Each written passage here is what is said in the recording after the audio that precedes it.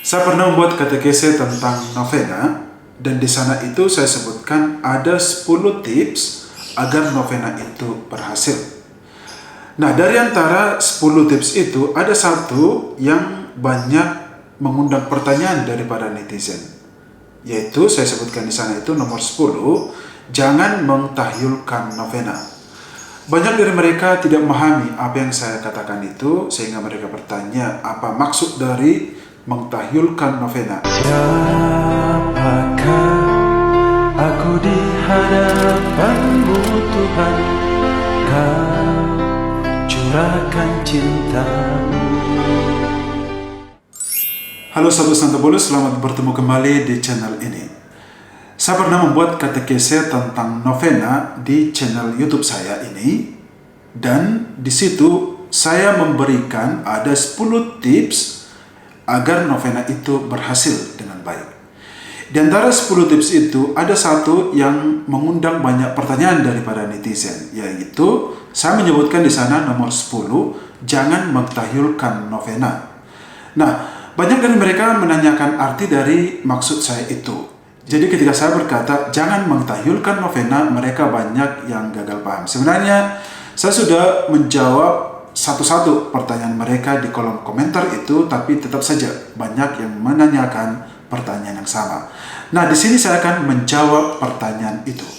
Sebelum saya menjelaskan arti mengtahyulkan novena kepada Anda, saya mau mengajak Anda untuk memahami arti dari kata tahyul atau mengtahyulkan.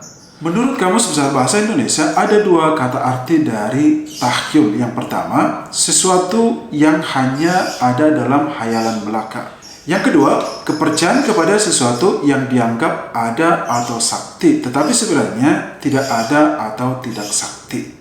Nah, arti kedua inilah yang saya maksudkan ketika saya mengatakan bahwa jangan mengtahyulkan novena. Dalam arti, jangan kita menganggap bahwa novena itu adalah sesuatu yang tahyul, sesuatu yang sakti, sampai kita mengagung-agungkan atau mendewa-dewakan novena, atau menjadikan novena itu di atas segala-galanya. Inilah yang saya maksudkan dengan praktek mengtahyulkan novena. Jadi seolah-olah itu ya, novena itu seperti hal yang mujarab gitu loh. Lalu bagaimana seharusnya kita memahami atau memperlakukan novena itu agar jangan sampai jatuh pada praktek mengtahyulkan? Di sini saya akan memberikan beberapa saran dan tips. Yang pertama, Gereja Katolik tidak bisa memastikan 100% bahwa orang-orang Katolik yang berdoa novena akan mengalami mukjizat. Tidak. Ini perlu Anda pahami baik-baik. Mengapa? Karena berdoa novena merupakan cara berdevosi kepada Tuhan. Novena bukan sekedar untuk mendapatkan mukjizat. Mukjizat yang terjadi lewat novena itu bisa dikatakan sebagai bonus dari Allah. Akan tetapi, tujuan novena yang sebenarnya bukanlah semata-mata untuk mendapatkan mukjizat itu. Allah mendatangkan mukjizat kepada manusia dengan berbagai cara, bukan hanya melalui novena. Yang kedua, kita tidak boleh menjadikan novena itu segala-galanya, sehingga sedikit-sedikit novena. Mau dapat jodoh, novena. Mau ujian, novena. Mau dapat kerja, novena. Janganlah. Jadi jangan peralat novena itu hanya untuk kebutuhan semacam itu. Yang ketiga, kita tidak boleh menganggap novena itu sebagai alat atau senjata yang ampuh untuk meminta sesuatu kepada Tuhan. Memang sih banyak permohonan terkabul lewat novena. Tetapi Anda jangan menganggap bahwa novena itu adalah satu-satunya doa yang ampuh. Mengapa saya katakan begitu? Karena misalnya kalau Anda nanti berdoa novena tapi tidak mendapatkan mukjizat atau doa Anda tidak terkabul, nanti Anda bisa kecewa, bahkan menyalahkan Tuhan lewat novena itu. Jangan gitu. Yang keempat, kita jangan menganggap novena itulah satu-satunya cara untuk meminta sesuatu kepada Tuhan. Sehingga Anda terus-terusan novena berkali-kali, bahkan setiap hari atau sepanjang tahun. Padahal novena itu hanya dilakukan selama 9 kali atau 9 hari berturut-turut. Yang kelima, novena itu harus dibarengi dengan iman yang kuat. Jadi tidak ada gunanya kita bernovena terus-menerus, tetapi kalau kita tidak mempunyai iman yang kuat akan Allah, itu semua sia-sia. Yang keenam, novena itu harus dibarengi dengan usaha. Jadi tidak ada gunanya kita bernovena terus-menerus tetapi tidak ada usaha dari kita. Itu sama saja adalah omong kosong.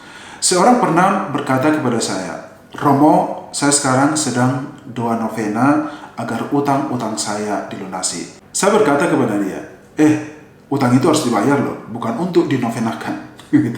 Jadi yang mau saya katakan di sini bahwa ya oke lah, kita minta petunjuk dari Tuhan agar kita bisa mencari uang sehingga kita melunasi utang-utang. Itu yang benar. Jadi bukan malah novena setiap hari supaya utang lunas tanpa dibayar. Itu sama saja omong kosong gitu loh.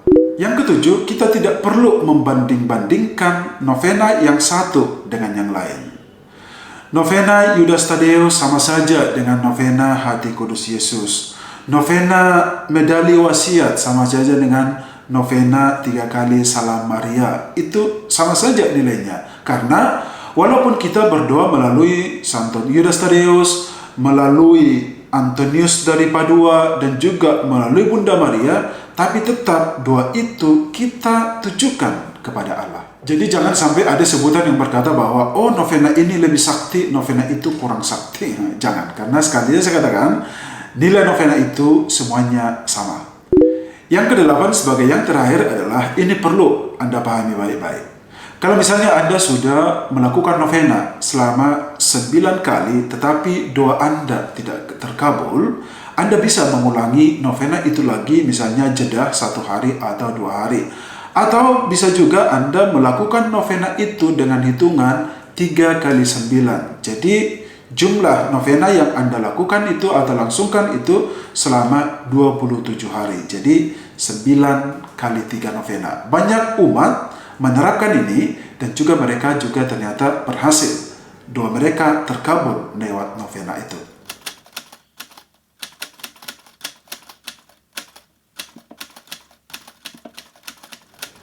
Sahabat Santo Paulus, demikianlah penjelasan saya terhadap pertanyaan Anda tentang praktek mentahyulkan novena.